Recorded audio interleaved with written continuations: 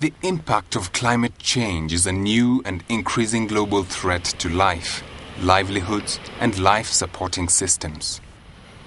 Climate change has been recognized as a major factor that will undermine development. The reality of climate change is being felt by everyone, everywhere. Kenya is no exception to this change. Hundreds of millions of people are already suffering from the effects of climate change and are being frustrated in their efforts to escape poverty. The emerging global development challenges such as increased degradation of land and forest ecosystems, biodiversity loss, variable rainfall patterns, and poor air quality continue to undermine the provision of vital basic ecosystem services on which many Kenyans depend. Africa is the continent with the least responsibility for climate change, yet is the most vulnerable to the effects of the changing climate. Unaddressed and unchecked climate change threatens to aggravate poverty, undermine development, and disrupt livelihoods at community level and distort national economies. It's within this reality that adaptation to climate change has been seen as a key option for Africa. The Ministry of Environment and Mineral Resources, in conjunction with the IGAD Climate Prediction and Application Center, supported by IDRC and DFID through the Climate Change Adaptation for Africa program, in collaboration with the United Nations Environmental Programme and the African Technology Policy Studies Network, ATPS, hosted a sensitization workshop for members of Parliament of the National Assembly in Kenya under the theme Parliamentary Committee's Sensitization Workshop on Climate Change at the Mombasa Continental Hotel from 8th to 9th October 2009. Over 150 delegates representing various stakeholder groups, parliamentarians, institutions and professions, resource persons, and development partners with expertise in the subject matter were in attendance at the workshop. We also wish to consult members of Parliament on the climate change strategy that the Ministry is in the process of developing as we prepare for the new regime in climate change that comes after 2012. The workshop targeted MPs in recognition of the political dimension of climate change, especially the central role of MPs in three areas, namely making laws, formulating policies, and in mobilizing their constituencies in supporting government programs in social and economic development. In this respect, the strategic goal of the workshop was to connect politics to policies and practices so as to conserve the Kenyan environment. The purpose was to leverage political support and engagement to tackle climate change concertedly in Kenya. As you all know, climate change and all the underlying negative effects have emerged as one of the most challenging national and global issues of the 21st century.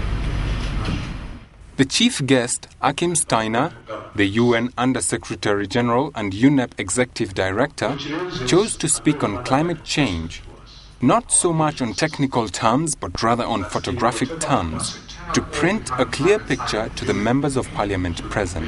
Members of Parliament, more than any other person in this country, have been entrusted with the responsibility to think not only in terms of today's generation, but to be the custodians of Kenya's future.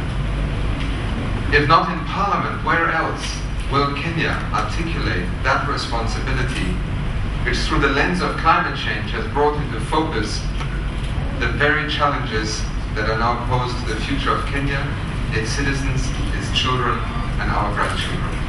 The Ministry of Environment and Natural Resources used this platform to unveil the Kenya Atlas, published with the help of UNEP. From the pictures, the UNEP director presented a copy each to members of Parliament present.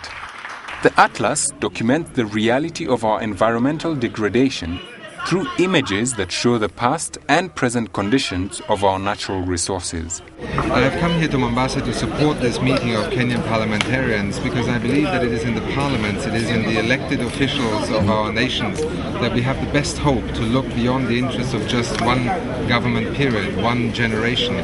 Parliaments are here as custodians of the future of a nation and also the future of the next generation, and that is why it is so important to have members of parliament appreciate the magnitude of the climate change challenge as well as the opportunities that we have to act. The MPs made valuable contributions during these 2 days as a part of the national preparation to the Conference of Parties, meeting from 7th of December in Copenhagen to review the achievements of the Kyoto Protocol and make commitment into future. We have to sensitize all our people on afforestation. I went to Israel in 1981, and that year I was given a certificate of entry of the city of Jerusalem because I planted a tree and they paid $20 to support that tree to grow. Later on, when we went to see that site, it's a big forest today.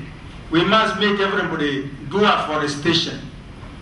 I want to sympathize with my colleagues from Parliament who believe that the events in Mau have not affected Mount Kenya region.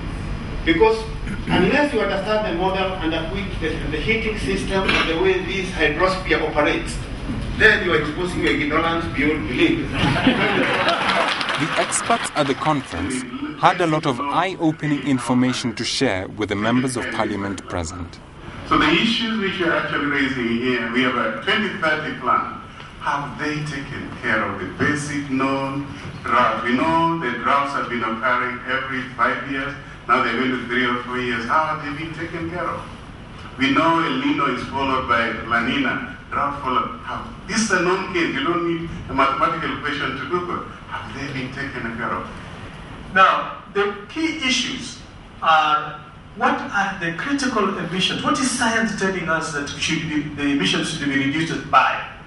What is the percentage reduction relative to 1990 emission levels should be the ones agreed? Now, the African position is that we must reduce emissions by 40% of 1990 emission levels by 2020. It gets a bit technical when you begin to understand the reference year, because if you change the reference year, the amount of reduction changes. But if you move the reference year, it also changes the commitment. And then they also suggest that by 2050, we should have reduced emissions relative to 2020 emissions by at least 85%. We have had 2 days in this conference on climate change, and it has been very useful, particularly for us members of parliament. We have learned so many things that we didn't know concerning climate change and also environment, and which can easily and very importantly be implemented in our local level. And I would like to say, in particular, like in Mutombo district, you find is a semi-arid area. It is one area where there is a lot of challenges of poverty, and as a result you find people are involved in charcoal burning and therefore cutting trees and therefore having land degradation.